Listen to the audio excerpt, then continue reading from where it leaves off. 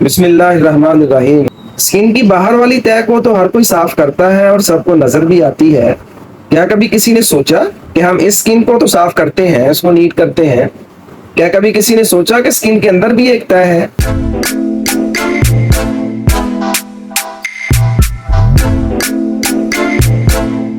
اس پر بھی ڈسٹ جمتا ہے، اس پر بھی پسینے کی میل کچیل جمتی ہے، اس پر بھی جو باڈی سے باہر مختلف مادے نکل رہے ہوتے ہیں جو کہ بیکار مادے ہوتے ہیں، جیسا کہ سیبم ہے اور بہت سے ٹاکسنز ہوتے ہیں جو پسینے کے ذریعے سبیسیس گلینڈز جو ہے وہ ہمارے جسم سے باہر اخراج کرواتے ہیں، تو اس کے ساتھ آ کر کچھ تو نکل جاتے ہیں اسکن میں سے، اور کچھ اسکن کی اندر کی تہ میں رک جاتے ہیں۔ کیا کبھی سوچا ہم نے کہ اس کو بھی کلین ہونا چاہیے؟ آج ہم آپ کو اسی کے متعلق بتائیں گے کہ اسکن کو جو اندر کی تہ ہے اس کو صاف کیسے کرنا ہے۔ اسکن کی ٹوٹل 3 لیئرز ہوتے ہیں: ایپیڈرمس،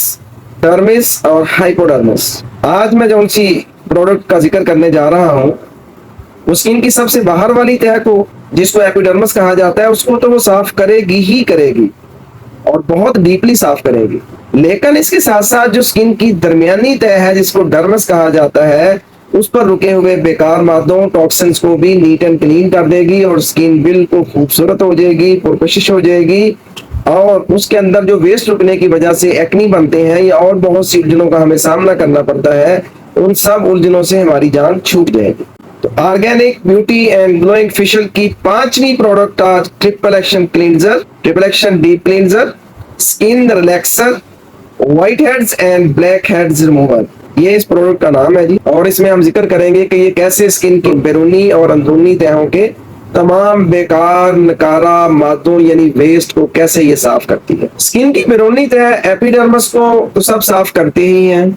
کوئی صابن سے صاف کر لیتا ہے، کوئی فیس واش سے صاف کر لیتا ہے، اور کوئی ویسے ہی الکس کا مارا سادے پانی سے دھو کے صاف کر لیتا ہے۔ لیکن کیا کبھی آپ نے سوچا کہ اسکن کی اندرونی تہ جس کو ڈرمس کہا جاتا ہے، اس کے اوپر جو گرد و غبار جم جاتا ہے، جو ڈسٹ جم جاتا ہے، جو پسینے کی میل کچیل جم جاتی ہے بیرونی طور پر،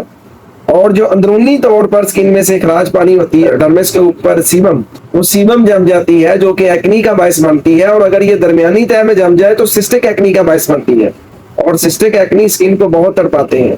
بہت درد والے ہوتے ہیں، بہت تکلیف اور اذیت کا باعث بنتے ہیں۔ اس سب اجزاء کو، نمکیات کو اور کچھ بیکار منرلز کو اسکن میں سے اخراج کروانے کے لیے جو ہماری باڈی کے سسٹم قدرت نے پیدا کی ہیں وہ تو اپنا کام کرتے ہی ہیں، لیکن جو چیزیں رک جاتی ہیں، جم جاتی ہیں، ان کو کلین کرنے کے لیے ہمیں جو ہے نا وہ کسی نہ کسی پروڈکٹ کی ضرورت ہوتی ہے۔ تو بجائے اس کے کہ ہم مہنگی اور بازاری آئٹمز یوز کریں جن کے ریزلٹس کا ہمیں خاص پتہ بھی نہیں ہوتا، تو کیوں نہ ہم ایک نیچرل آرگینک پروڈکٹ خود تیار کر لیں اور اس کو استعمال کریں۔ تو یہ پروڈکٹ آپ کی دونوں اسکن کی تہوں کو نیٹ اینڈ کلین کر کے آپ کے پورے فیس کو، آپ کی پوری باڈی کی اسکن کو، جہاں بھی آپ اس کو یوز کریں گے، یہ نیٹ اینڈ کلین کر دے گی، تر و تازہ کر دے گی، اور صاف ستھری نکھری نکھری جلد آپ کو دیکھنے کو ملے گی۔ صرف آپ کو ہی نہیں، دوسرے جو آپ کی جلد کو دیکھیں گے وہ بھی خوش ہوں گے کہ دیکھو اس کی اسکن کتنی صاف ستھری ہے، کتنی نیٹ اینڈ کلین ہے اس کی اسکن۔ تو آئیے اس پروڈکٹ کے اجزاء کا ذکر کرتے ہیں کہ اس میں کون کون سے اجزاء استعمال ہوں گے، اس کی فارمولیشن کے بارے میں بات کرتے ہیں۔ اس کی فارمولیشن ہے جی: ارک گلاب، لیمن جوس، چقندر کا جوس یا اس کا پاؤڈر لے لیجئے، بیسن، اس شیریں اس کا پاؤڈر کر لیجئے، ست پودینہ، ٹماٹر کا باہر والا چھلکا اتار کر اس کی پلپ بنا لیجئے، کنو یعنی مالٹے کا پاؤڈر لے لیجئے، کھیرے کے ایکسٹریکٹ چاہے اس کا لیکوڈ نکال لیجئے یا اس کو ڈرائی کر کے پاؤڈر کر لیجئے، روغن زیتون، کسٹرڈ آئل، روغن بادام، سیب کا جوس یا سیب کا پاؤڈر،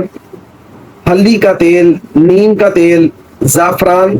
اور گلاب کی پتیاں، ایرانی پتیاں لے لیجئے، اچھی رہیں گی، اور انار کے پھول۔ ان سب اجزاء کو لے کر جو پاؤڈر کرنے والے ہیں، سفوف کرنے والے ہیں، ہم کو سفوف کر لیجئے، اور اس کے بعد جو ارکیات ہیں جیسے گلاب کا ارک ہے، لیمن جوس ہے، چقندر کا جوس ہے، سیب کا جوس ہے، ککمبر جوس ہے، ان جوسز میں ملا کر اس کو بوائل کیجئے، اور بوائل کرنے کے بعد اس کو رکھ دیجئے۔ جب یہ تھوڑا سا ڈرائی ہو جائے تو اس میں جتنے بھی آئلز ہیں وہ آئلز ملا لیجئے، اور آئلز ملا کر اس کو اچھی طرح سے مکس اپ کر لیجئے۔ مکس اپ ہونے کے بعد اس کو ذرا سا اور دھوپ لگوائیے تاکہ اس میں سے جو نمی کچھ رہ گئی ہے، پانی کچھ رہ گیا ہے، وہ ایواپوریٹ ہو جائے، تاکہ آپ کی پروڈکٹ کی شیلف لائف بڑھ سکے اور اس کو فنگس جلدی نہ لگے۔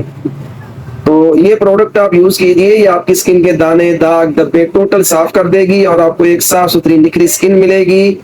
آج کی ویڈیو کا یہی اختتام کرتے ہیں. آپ کو پسند آئے تو دوسروں کے ساتھ شیئر کیجئے, لائک کیجئے, اور اگر یہ پروڈکٹ کسی وجہ سے آپ نہ بنا سکیں تو ہم سے آرڈر دے کر آپ یہ پروڈکٹ تیار کروا سکتے ہیں, ہم سے منگوا سکتے ہیں, آن لائن بھی آف لائن بھی, جیسے آپ کو ایزی لگے. اگلی ویڈیو کے ساتھ, کسی اور ٹاپک کے ساتھ, کسی اور پروڈکٹ کے ساتھ پھر حاضر ہوں گے انشاءاللہ. اپنا ڈھیروں خیال رکھیے گا. اللہ حافظ.